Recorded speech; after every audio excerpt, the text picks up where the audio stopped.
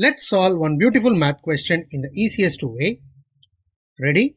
But before we start, try this question in your mind.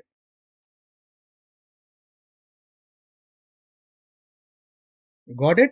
Now, what's the easiest method to solve it so that you will never lose here again?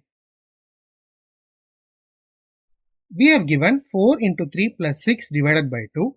To solve this, we have to use BODMAS rule, that is brackets, operations, division, multiplication, addition and subtraction. So first we are going to divide as per the BODMAS rule hierarchy. So 4 into 3 plus 6 divided by 2 is 3. So 4 into 3 plus 3. Then we are going to multiply. So 4 into 3 becomes 12. So 12 plus 3 is nothing but 15. So the answer of this problem 4 into 3 plus 6 divided by 2 is 15. In the next video, we will solve more interesting problems and learn new formulas to solve these. Thank you friends. Do subscribe my channel for more interesting videos.